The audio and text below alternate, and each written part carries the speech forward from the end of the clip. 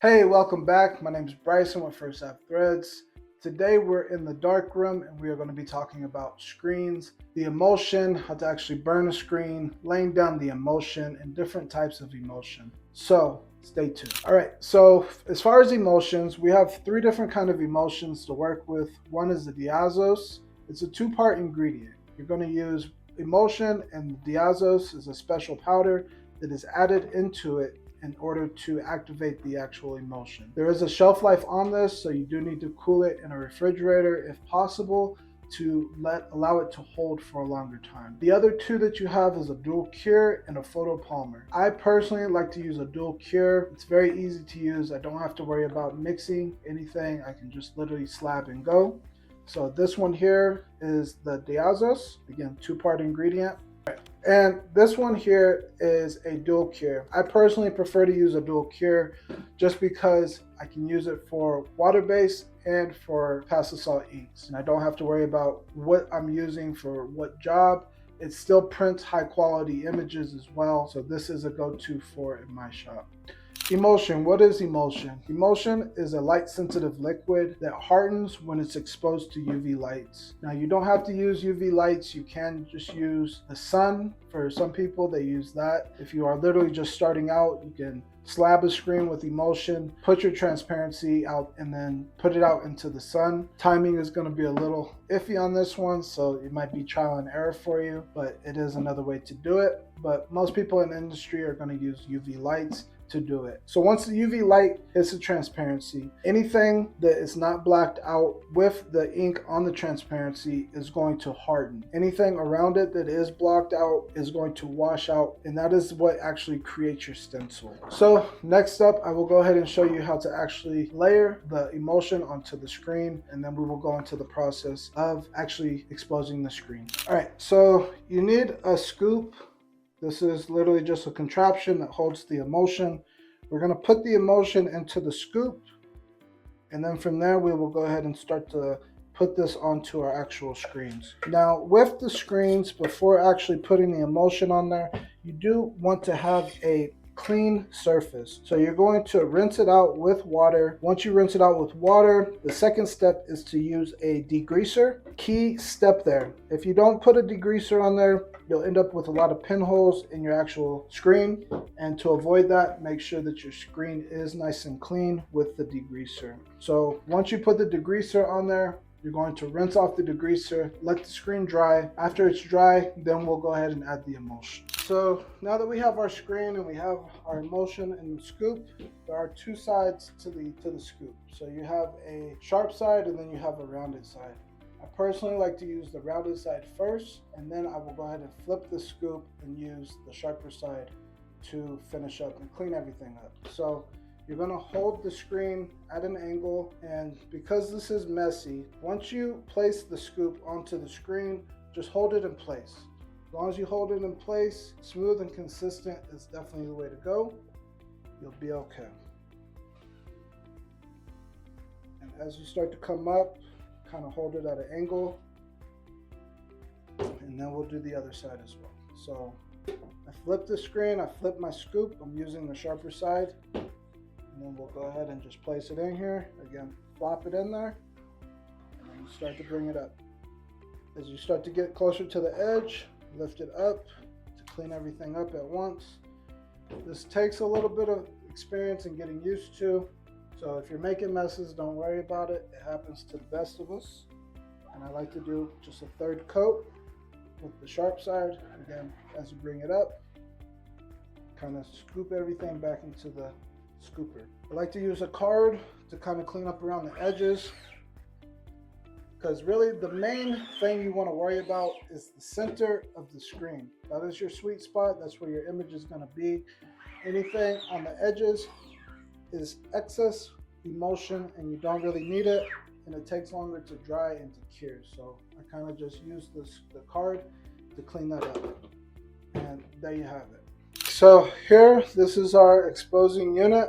This sheet right here is a ruler that we use to kind of make sure that everything is lined up and consistent. Especially, this is important when you're using multiple images and you need to make sure that your registration marks are located in the same spot every single time. A lot of shops will use this or some kind of similarity to this to make sure that consistency in making the screens. So all we're going to do is we're going to line up the screen using our guide.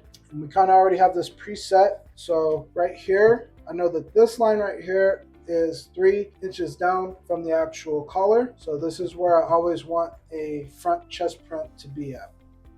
So we'll simply just go ahead and line it up to that in accordance. We line this up, and then we will go ahead and put the screen on top of this, and then we will go ahead and expose the screen. So right now, this is a safe light. Anything with this is not going to expose the screen. Once you are ready to burn the screen, we go ahead and we use our UV light. And as you can see, this is what a UV light is. So as this is going, this is hardening the emulsion around the actual stencil. So again, everything that's in black, we'll go ahead and you can rinse this out. Anything that's not in black will harden, and that is how you make a screen. We already have this preset, so once it's off, then we know that our screen is actually exposed. And again, we can go ahead with our safe light and we can work with this. So I will show you now how to go ahead and line on the screen. And underneath this, we do have our drying box. So we can keep a number amount of screens in here that are drying.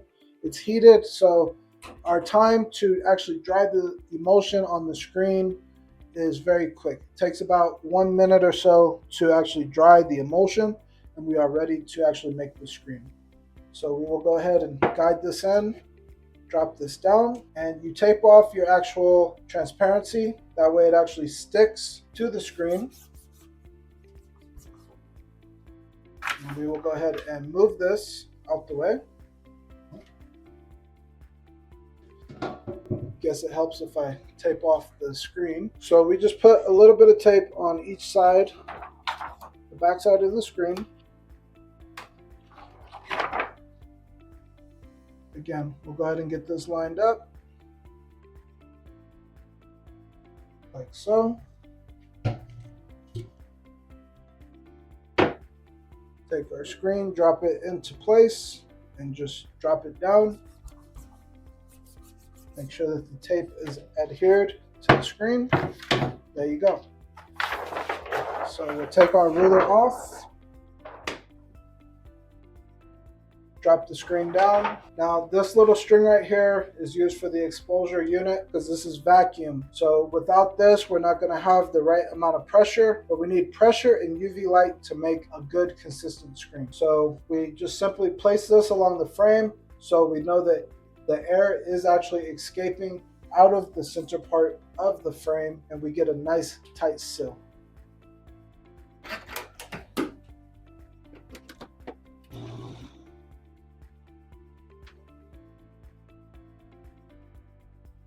And as you guys can see here, after a little bit of time, you're going to see the center part of the screen actually start to cave in. And that is how we are actually getting a nice consistent burn on our screen every time.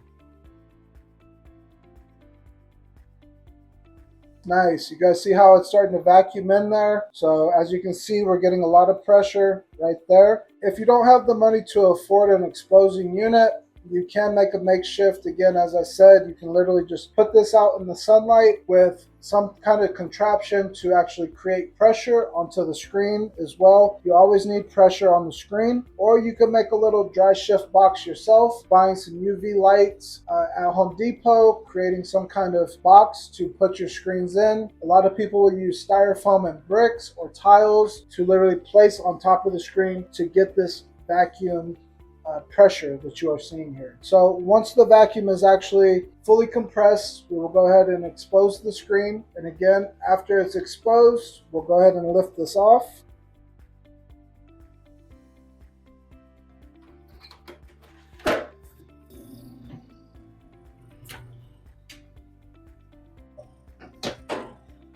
One of the final steps after the screen is washed, after it's being exposed, is you will go ahead and wash it out. Once it's washed and once it's dried, this will create your actual stencil. Again, if you guys remember everything in black that we had, once the screen is exposed, it keeps that part of the actual screen soft of the emulsion, which causes it to wash out. Everything that does not have black or some kind of blocking on it will harden, and that is how you create your stencil, and that is how you make a screen.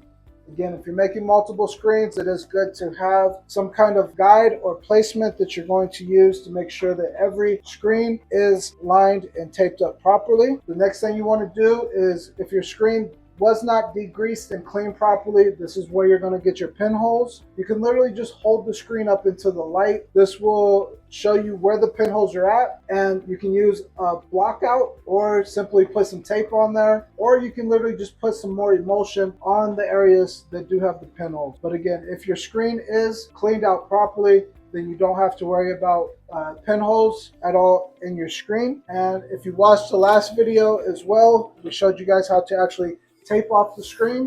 So this is the time. Once the screen is made, you will go ahead and tape everything off. This keeps the ink from actually seeping out of the sides of the screen and getting onto your shirts. All right, and there you have it. That is how you actually burn your screens and how to layer emulsion onto the screens. So now you guys are on your way to actually printing shirts, right? We've gone over how to do the emulsion, how to burn the screens. We've gone over how to align. So you guys are pretty much on your way on how to print. If you have any questions or comments, definitely hit the like and comment button down below. Don't forget to subscribe. Thank you guys. Greatly appreciate you guys taking the time to watch this video. I hope you guys learned a lot. Stay tuned for the next video.